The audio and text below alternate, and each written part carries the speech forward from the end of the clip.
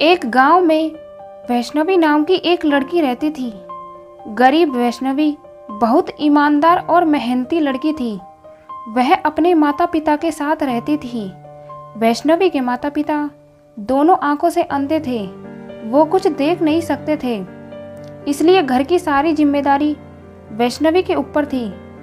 गरीब वैष्णवी माँ दुर्गा की बहुत बड़ी भक्त थी। वैष्णवी हर रोज माँ दुर्गा की पूजा करने के बाद ही काम पर जाती थी। एक दिन वैष्णवी जमींदार के यहाँ खेतों पर काम कर रही थी।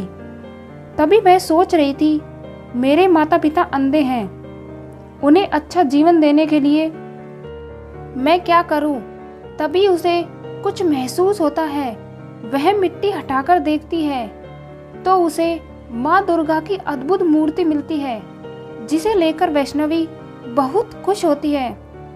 वैष्णवी उस मूर्ति को लेकर अपने घर आती है और अपने माता पिता से कहती है, देखो आज चमत्कार हो गया। मुझे खेतों में काम करते समय ये मूर्ति मिली है। मूर्ति नहीं, स्वयं माँ दुर्गा मिली है। वह उसे साफ कपड़े से पोंछकर अपनी माँ दुर्गा के पास रख देती है।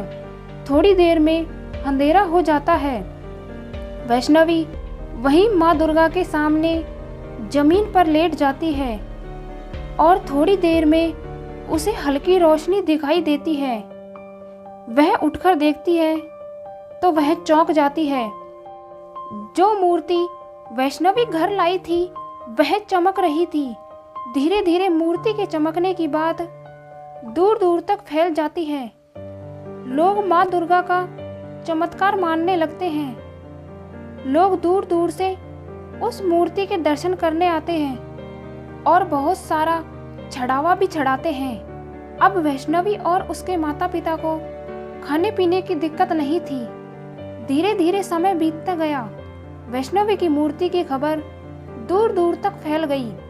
लोग उस मूर्ति के दर्शन के लिए दूर दूर से आते थे।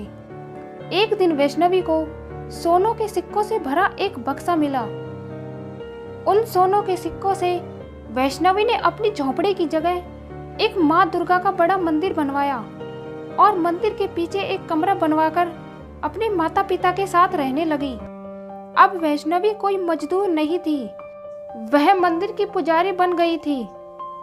माँ दुर्गा की कृपा से वैष्णवी और उसके माता पिता अब खुशी से जीवन बिताने लगे।